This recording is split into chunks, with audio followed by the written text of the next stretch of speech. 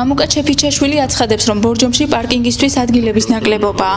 მისი თქმით, ქალაქის ცენტრალურ ნაწილში თითქმის ყველა ადგილი ათვისებულია. ამ ტერიტორიაზე მანქანის გაჩერებას ყველა მძღოლი ასწრებს. დარჩენილი ადგილის დაკავება კი განსაკუთრებით რთული ხდება. პარკინგის საგზაო ნიშნები საერთოდ არსებობს ბორჯომში.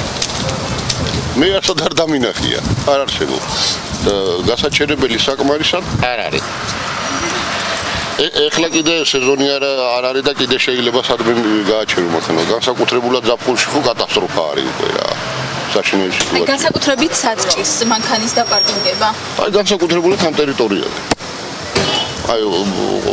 გამგეობის ტერიტორია. მარკეტთან ხო საშინელება არის. გინდა დღე, გინდა ღამეც ვერ გააჩერებ.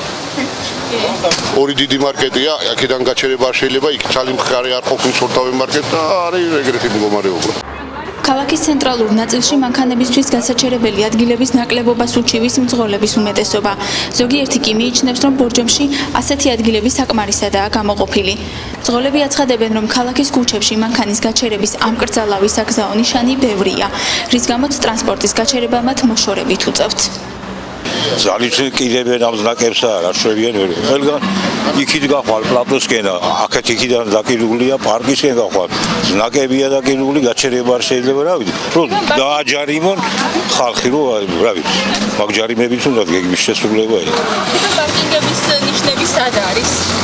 რა არც არ მინახია. პარკინგებისთვის საკმარისი ადგილი არის ახლა, რაც გაკეთდა, აქეთ გაადიდეს მანქანების დასაყენებელი ადგილები, აქეთ კი ადგილებია, იქით ადგილებია კიდევ ხო და ნუ ეგ არის რომ ცოტა ეს წრიული დავიწროვდა. თითქმის ყველგან ჭირს და ჩვენ ხო ხედავთ რა ხდება. მანქანები მრავლდება. მერე ჩვენი ხეობა რა იქით და აქეთ და საწაფო. სად შეიძლება რომ გამოიყოს პარკინგისთვის ადგილი თქვენ? რა ვიცი, სად შეიძლება. წარმოიდგინეთ ახლა ჩარხი წყლიდან ქალაქის ბოლომდე სულ შევიწროებულია და სად შეიძლება რა ვიცი. სტადიონის მხარეს იქ არის თავისუფალი ადგილი, შეიძლება იქ გაკეთდეს. მტკვრის პირას. სტადიონის მოპირდაპირე მხარეს მტკვრის პირას შეიძლება გაკეთდეს პარკინგი. ამ ეტაპისთვის ქალაქშიც არის მანქანები გაჩერებული, რომ მოძრაობა ძალიან ძნელი ხდება. აი დიდი მანქანები მოძრაობენ, მაგრამ გავლაც ძნელია. საკმარისი ადგილი არ არის. ამ წუთას ბორჯომის რაიონში სამწუხაროდ, მაგრამ შესაძლებელია რომ გამოყოს რა ვინმე. ანუ გამგეობამ შეიძლება რომ გამოყოს, მაგრამ არ ფიქრობს არავინ ამაზე. სად შეიძლება რომ გამოიყოს ქალაქის ცენტრში? ქალაქის ცენტრში შეიძლება, აი ქვედა მხარეს კალცავოისთან ახლოს რა, შეიძლება რომ გამოიყოს. თუნდაც ავტობუსების გაჩერება ავტობუსების გაჩერებასთან არის ადგილი რა, სადაც შეიძლება რომ გამოიყოს.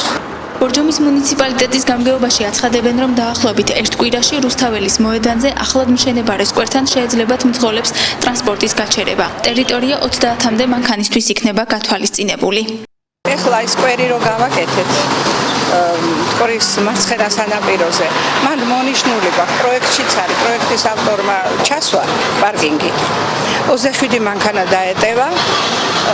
კიდე ავტობუსებიც გამოეტევა 27 იქ კიდე სხვაგან